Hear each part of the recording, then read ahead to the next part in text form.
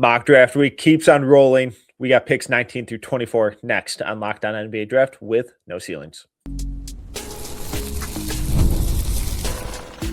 You are Locked On NBA Draft with no ceilings. Your daily podcast on the future stars of the NBA. Part of the Locked On Podcast Network. Your team every day. Welcome to Locked On NBA Draft with no ceilings, part of the Locked On Podcast Network, now the #1 sports podcast network. My name is Tyler Metcalf. Thanks for making us your first listen every day. Join me as always, my co-host Tyler Rucker. Rucker, how are we doing?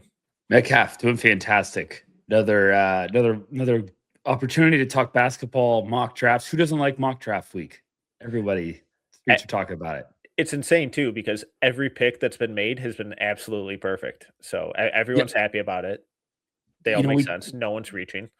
We change them up each time, and somehow they're always perfect. So it's incredible. Yeah, it's wild. Okay, we're having fun. Calm down, folks. Okay, so we got picks 19 through 24 today, but that means 18 picks were already made. In case you missed those, let's recap them real quick. At number 1, Cam Boozer to the Pacers. Number 2, Darren Peterson to the Kings. Number 3, AJ Debonsa to the Wizards. Number 4, Kingston Flemings to the Hawks. Number 5, Caleb Wilson to the Nets.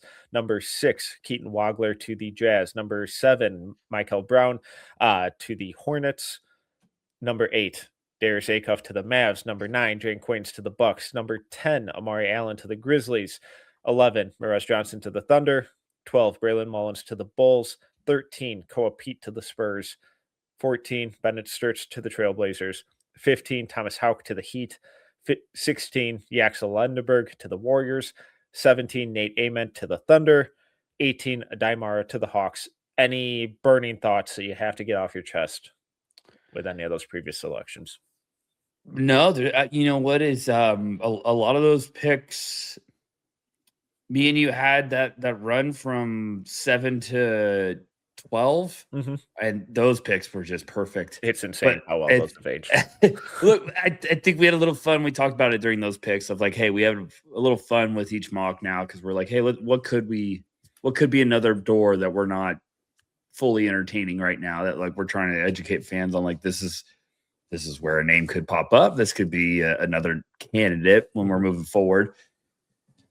And it's funny because like the picks after that with Corey and Albert, like a lot of the names where I'm like, I get the landing spot that looks pretty good, but I'm still looking now and I'm like, wow, this shows you how deep this draft class is, because we're back up for another stretch and there is some serious names still on the board. So this is why it gets fun, because when we change things up, you really start to see like, oh, this is why things could be so deep with this class. This is why everyone's hyping up the depth. So this is fun. I like it. Yeah, and in that 13 to 18 range that Corey and Albert did, there are a handful of names that I was considering at like pick 7. Yes. And there are still some names on the board of guys that I was considering in the range that we did on Tuesday's episode. So it's like, oh my God, there are some talented names. So let's just get right into it. At pick 19, the Memphis Grizzlies are on the clock, thanks to the Orlando Magic. With their pick at 10, you and Amari Allen. At 19, who are you giving them this time? Yeah, look, it's what a perfect example of what you just said. Like, this is a name that I was thinking even before Memphis's previous pick. I was thinking with the Mavericks pick at 8, but one of my top guys on my board remaining. I'm for Memphis. I'm going to add LeBaron Philon. So Amari Allen, LeBaron Philon, Bama, Roll Tide, and Grind City meeting together. I think this would be a tremendous value for Memphis. Now, we don't project trades, or we're not projecting like what we think is going to happen with current rosters. So like, I don't know if John Morant's still in the building or whatnot, but I'm also looking at the board and saying, if I'm getting, a talent like LeBaron Philon in the late teens, I would be pretty ecstatic. So I'm a big fan of his. I think he's had a great sophomore year. I'd like to see a little bit more of consistency in some areas, but I also think the step forward in the offensive game has made me feel even better. So this would be one that, I think Philon could go much earlier, but I think this is a great spot right here. Yeah, I agree that we tend not to try and predict trades. But when the team comes out and they're like, yeah, we're listening to offers, I think it's a little safer to think like the guard. He might not be here. God, that's so weird how rapidly that's devolved. But I think with multiple first round picks in a draft that has so many point guards and really talented point guards, not just volume, but quality too, I think it's pretty safe to, in either of these spots, continue to predict at least one of these picks being a point guard. And um, I kind of, for me personally, I 8 would have been rich, or not 8, 10 would have been rich. To take Phylon. I know he's in that range for you. He's a little lower for me. So I like that you took that swing on that big upside swing on a wing when there aren't a whole lot of really dynamic, creative, interesting wings in this class. Try and take that early. Hope that one of the dozen quality point guards falls to you in the spot, and in this case, one absolutely did. You sort of just paid me a compliment there, and I don't really know how to process it, so I feel like we should just go on to the next pick. Fine. All right. At the Toronto Raptors, this was pretty easy for me. I did not hem and haw over this pick like I did with the Bucks pick that gave me nightmares. This one was super easy. I was kind of surprised this guy was still on the board, even though I've cooled on him a little bit. I think this is incredible value, fits a position of need. Best player, best fit. I went Hannes Steinbeck, big man from Washington. I still think Toronto needs a lot of help in their center rotation. They need depth, they need rebounding. And Steinbeck is one of the very best rebounders in the entire country. I think he has a lot of upside with the passing, with the scoring touch. It's the defense that gives me questions, but with how physical their wings and forwards and a lot of their guards are on that team, I think there are ways that you can help insulate it, and just the sheer dominance of rebounding helps cover a lot of those warts as well. Hey, look, this is going to be a perfect range of explaining the depth. You know, we were hinting at it before we made a pick, and now you're really going to see it. Of like, wow, there's a couple of these names I think we could go way earlier. Yeah, but it's just this year more than ever. Now, obviously, like we have to get over some hurdles with the withdrawal deadline and everything down the road, where it's like, I hope everyone stays in this class because it would make it a really special first round. But getting Hannes for Toronto, where you got him, is fantastic value. I mean, he's been a guy that's mocked a lot by, you know, us and other outlets at, you know, Memphis. But I think if Toronto could get him, that's a fantastic landing spot for a team that's really had a nice little bounce back year so far this season. And for a team that needs big help, this is the board fell to them in a really nice way, where you still have a guy like Hannes Steinbeck available, but then also, you know, even if he goes a couple picks earlier, there are other names like Henry Vesar and Pat Ngongba on here that I was really considering. Chris Senek as well, all available. I'm like, oh man, okay, there's a lot of options here for them to go down, but it just felt like Steinbeck, and just how dominant of a rebounder he is. It just felt like too good of value to pass up. He's going to be a very intriguing prospect to some teams that are like, hey, we just need you to come in and rebound and keep it simple. Yeah. And Hannes is going to be a very, very fun talent. I think we're just at the point where it's like, well, how early could that type of talent go? Because, you know, you've said plenty of time, rebounding translates. That's the one more thing that scouts have told us. And I think we always say, like, well, I think that's more of a desired thing around the league than I might realize. So maybe he goes earlier than this pretty easily. I wouldn't shock me, but I like the landing spot here. Yeah, especially with how the shift we're starting to see in the league with reliance on offensive rebounding, and how teams are kind of reshaping their offense around that, working on a fun little piece over at NoCNSNBA.com in the future about that, but we'll get to that at a later date. Next up is the Charlotte Hornets at pick 21. They took Michael Brown with their first pick, and we'll get to this pick right after this. Tax season doesn't have to take over your life. This year, TurboTax is making it easier than ever to just hand things off and move on with your day. The TurboTax full service With TurboTax Full Service, you can have your taxes done for you by a trusted local expert, start to finish, without the stress or guesswork. Instead of spending hours trying to figure out forms, you can meet with a local TurboTax TurboTax expert in person or connect online. For a limited time, you can have your taxes done by a local TurboTax expert for just $150 all in if a TurboTax expert didn't file for you last year. Just file by February 28th. Take taxes off your plate and get back to your life. Visit turbotax.com/local to book your appointment today. Okay, Rucker, you're back up on the clock. Charlotte Hornets, pick 21, took Michael Brown at pick 7. Where you going? Look, we're just ecstatic that we got Colin Knippel still. So we're doing backflips. Our draft class looks great. Now we get Michael Brown, and we're just really cooking. And so I'm even going to get more dangerous. I'm going to add even more firepower to the perimeter.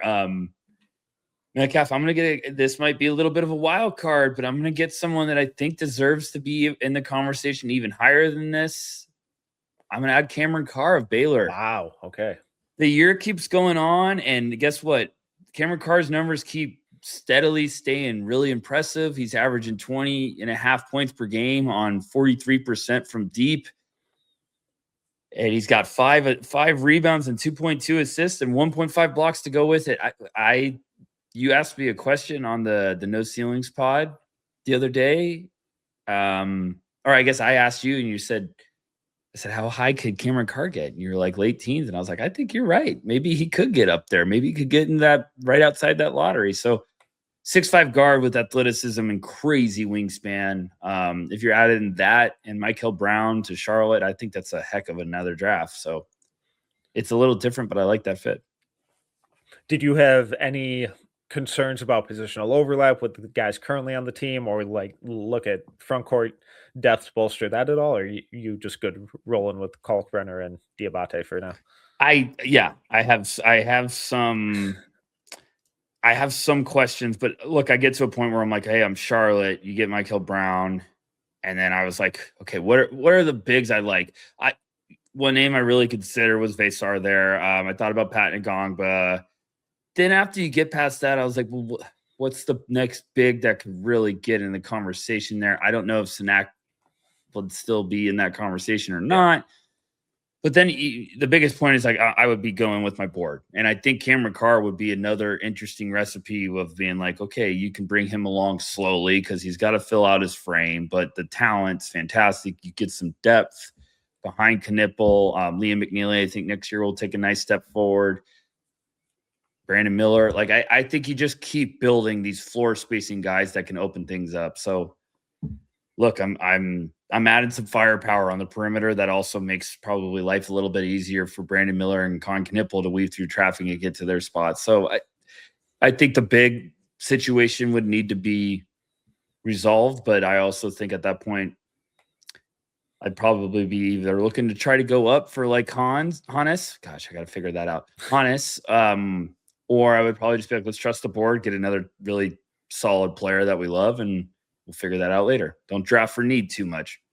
Yeah, and it definitely makes their floor spacing even more fun than it already is. And just from a defensive perspective, when you're facing Charlotte, it's like, oh, thank God, Conker Nipple's getting subbed out, and in comes Cam Carr. It's like, God, well, like, great, one sniper for another. This is fantastic. Another guy I get to chase around everywhere, and now this one's even springier.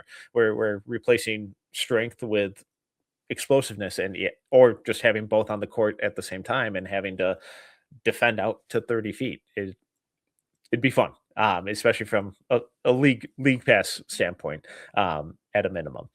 All right, moving on to pick number 22, New York Knicks. This one I struggled with a little bit. I was like, all right, do we go long-term combo guard kind of thing? Yeah, I was looking at wing. Didn't love the wings left of, really at this spot. There's like one, but I ended up almost getting overly fixated on their lack of rim protection this year and the constant injury questions with Mitchell Robinson. So I went big. I wanted to bolster their center rotation without totally disrupting the kind of guys that they have in there. I went Henry Vesar from North Carolina. I think his rim protection, his rebounding, passing, rim running, floor spacing would just provide a lot of stabilization to their defense, to their center rotation, and just continue to add depth in that position. Look, I still think that's one of my favorite fits. We've kind of mocked that a couple times throughout the cycle, and I just Vesar with the Knicks. I'm like, oh, that'd be a perfect fit for them, like with a legit floor spacing big that's smart, underrated playmaker. Like all the reasons you said, I think that'd be a great pick. I love that. He should go earlier, but I feel like he's not, and it's ridiculous. I considered him at a couple spots. I thought about him pretty hard for the Raptors. I think he would make a lot of sense there. Yeah. Yep. If we were in that 13 to 18 range instead of Corey and Albert, I may have swung on him there. That may have been my reach instead of Morez Johnson at 10 or 11 when I made that pick. But he's so efficient, and it's low maintenance stuff. He doesn't play outside of himself. And the fact that he's super reliable from three in those pick and pop situations, in those trailing three situations, just spotting up at the top of the arc where he can also incorporate some of his passing stuff as well. I just think he continues to get slept on for some reason, despite being incredibly productive at North Carolina and Arizona. It's not like this is a mid-major dude who came out of nowhere. Like he's a big time overseas recruit who's been at two of the biggest college basketball programs in the country, and still he can barely get enough love to be like a consensus first rounder at this point. Yeah, I'm with you. I think we were in that range. There's a lot of teams that really make some sense. So, look, I'm sure you could talk about Vesar forever, but I think he's a slept-on player that's probably going to hopefully get a nice little boost because his talent's legit. I think me and you were like, someone needs to draft him in the first round last year. Yep. And now all of a sudden it's like, yeah. So now all of a sudden it's like, that's where I'll flip my desk. If he just all of a sudden, like just announces right away after the season ends that he's going back for senior year, I'll be like, my man, just go test the waters, please. He might be surprised. He's a senior, isn't he? I think he's a junior. No, that can't be right. Oh God, he is. Oh no, that's what I'm saying. Don't put that in. Don't do that. Don't do it. Just go. But that's even more frustrating of why he doesn't get more love because he's a junior. Like this is exactly what you want to see. Yeah, he's having a great year. And anyways, sorry, I just exploded your head. Now you're gonna be like, I got to move him up 5 spots. Like, let the agenda get even more aggressive. All right. Well, we'll move on to the Los Angeles Lakers at pick 23, the Oklahoma City Thunder yet again at pick 24, right after this. New year, new systems. This is the time when a lot of us look at the messier parts of how we run our business and think there has to be a better way. And there is. Streamlining your communication is one of the quickest upgrades you can make. That's why today's episode is brought to you by Quo, spelled Q-U-O, the smarter way to run your business communications. Because when your team is reachable, organized, and communicating in one place, you're not just working cleaner, you're creating more opportunities to connect with customers. I love how simple Quo makes everything. Your whole team can call and text from one shared business number, so nothing gets missed. It's no surprise Quo is the #1 rated business phone system on G2, trusted by more than 90,000 businesses, from solo operators to growing teams. Make this the year where no opportunity and no customer slips away. Try Quo for free, plus get 20% off your first 6 months when you go to quo.com/LockedOnNBA. That's QUO.com/LockedOnNBA. Quo, no missed calls, no missed customers. The Los Angeles Lakers on the clock. Pick 23. What are you doing? I feel like there's always a team that I'm like, hey, I have no idea the direction they would go. And then there's that's pretty much the Los Angeles Lakers every time they have a first round pick. I don't know what this roster wants to do. It's tough also when you're trying to build around, I imagine, just Luka. I imagine LeBron's not going to be playing another year, but we'll see. Maybe he's going to play till he's 50 at this rate. I would have liked to get Cameron Carr here. I think he'd been a nice little fit. But I'm also going to go a little bit of upside just because it's a name that I would be pumped if I was a Lakers fan is on the board because I think he could really return some great value. I want some positional size. I want the upside. I want a player that I think could fit really well alongside Luka down the road. I'm going to go Braden Burries of Arizona. Okay. Look, I think there's some names on the board that might be getting a lot more love consensus wise, or the public's a little bit more. I think Burry's a stud. I would not be shocked if he goes much earlier than this. This is his problem is he's going to be 20, or he is 20 as a freshman. So he's a little bit older, but he's also 6'4", stocky, strong, plays his speed, good looking shot from outside. I think he's just starting to play some really good basketball. So if I was a Lakers fan, I'd be ecstatic of getting someone like Burry's here. I think you could look back and be like, we got a great one in the 20 range. I think he could go much earlier than this in the redraft. It's a really interesting swing. Burry's is someone who's grown on me a lot. And my initial reaction is like, another guard? Yeah, but then it's like, all right, well, Luka runs the show, obviously. Austin Reeves is an incredible player, having an incredible year. But it's like, all right, does long-term, are you getting the most out of that position with him? Or can you theoretically move him? And because he's on an incredible contract right now too, that's not going to last much longer. So you're gonna have to pay him. So does it make more sense to move him for a big or a different wing or someone more impactful there? It's like you're relying a lot on Marcus Smart. That's tough. So like my initial reaction was like they gotta go big, but then you look at the board and it's like, well, there's really only Pat Ngongba left, and I'm not sure I love him as a big fit with Luka. He's not much of a rim runner. I think Steinbeck would have been really interesting there. I think Vasar would have been perfect there. Yeah. But they're gone. So it's like, all right, now we're looking at if Reeves does get moved. Now you have long-term depth, you have long-term upside, you have positional versatility, positional strength. And the more I watch him, he gives me more and more AJ Mitchell vibes. And that's the type of guy who can play next to anyone, anywhere. So my initial reaction was like, don't love it, but it makes a lot of sense given how completely different this roster could look in just a year or two. That one was my vibe. Is like putting a guard there, because you bring up like, look, they have Reeves, they have, Luka, whatever you want to say. If you're in the camp that he's a small forward, whatever, fine. He plays point guard most of the time, but Reeves, Smart has been great for them, but that's not going to last forever. And I just am a big believer of like, if you start drafting for need in the first round at pick 23, there's going to be a drop off with the bigs. Cause like, I like Pat Ngongba, but like, if let's say hypothetically, it's just that he's not high on their board. It's like, well, then what's the next big? And I think you could see a big drop. So, and he's also like, stylistically, he's the kind of big that Luke has always struggled to play with. Like, he's not a rim runner. There you go.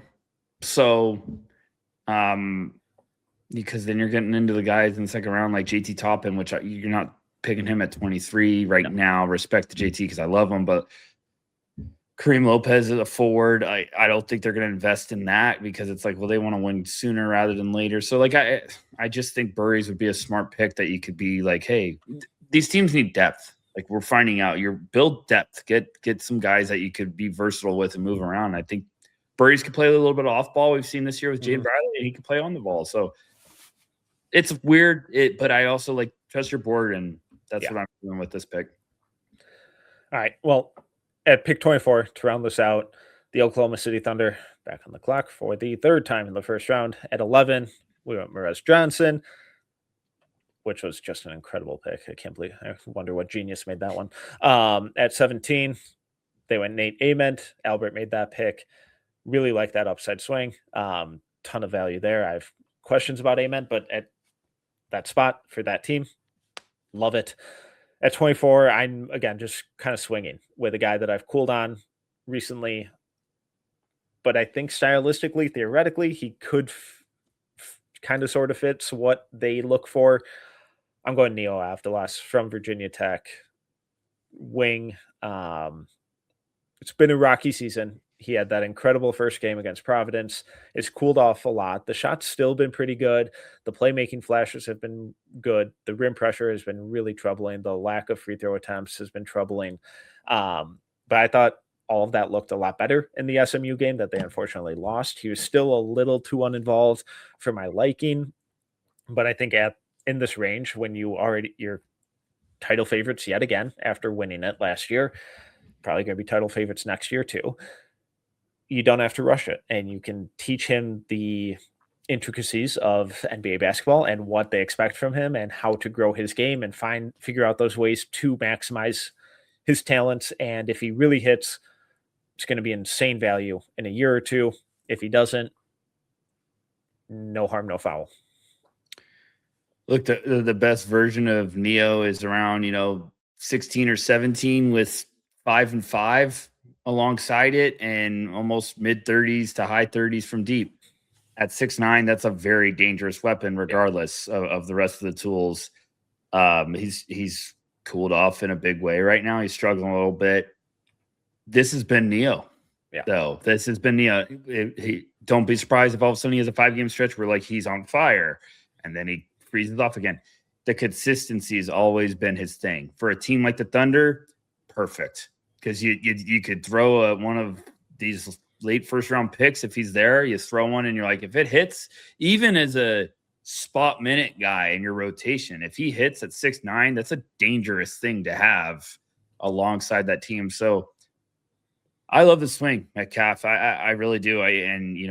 For the Thunder, everyone's like, they're going to trade these picks. They're going to trade these picks. I am not sold they're trading these picks, because they're just going to – it's like a farm system now. They're just bringing these guys, develop them, next man up. So they're going to eventually lose some of the guys on their roster because they're going to get priced out with this new CBA. So until, someone changes that or, steps in and redoes it, this is the way we're going to be. I think the Thunder are going to just take some swings on guys like this. If it doesn't work, no harm. They can move it down the road or whatever. But if it does work, you get a cheap player on your roster that you can really use as a key weapon almost on the court, and a key weapon to keep guys around with your roster.